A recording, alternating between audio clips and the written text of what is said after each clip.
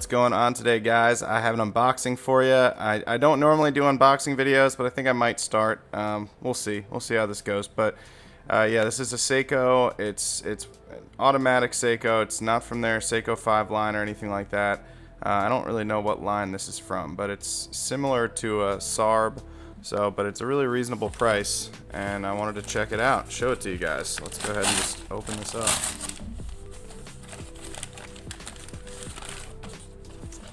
So I picked this up on Amazon for $220, and it says it retails for $550. You know how it goes with retail prices with watches, but yeah, here it is. Check it out.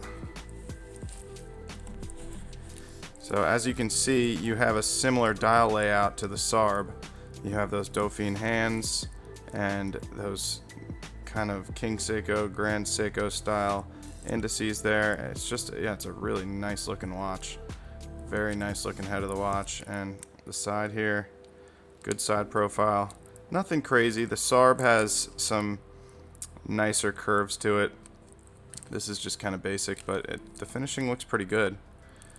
First impressions. And one thing that I noticed about this watch is it has hollow end links, but it does have a milled clasp. If I can just give me 1 second, I'll get this plastic off.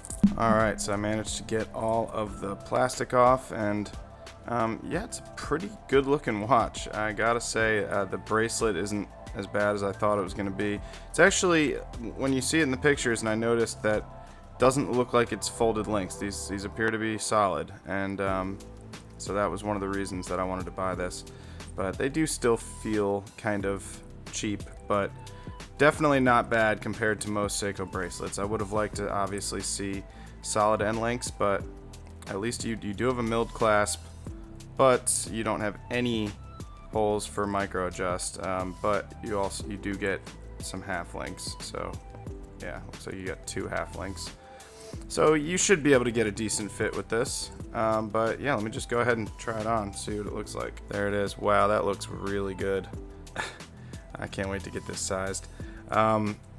Now, I will say that these end links, they're female. They don't fit in there as well as they should. They're a little short, so you got the lugs kind of hanging off the sides.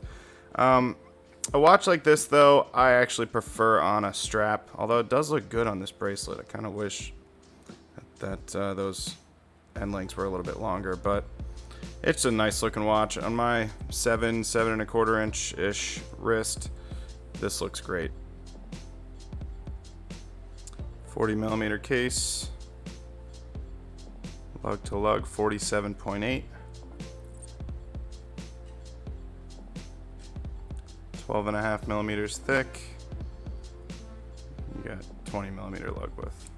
Alright guys, so yeah, I'm going to have a full review coming on this, but I just wanted to show this to you guys. I think first impressions, it looks pretty awesome. It does have hard Lex. This is not sapphire.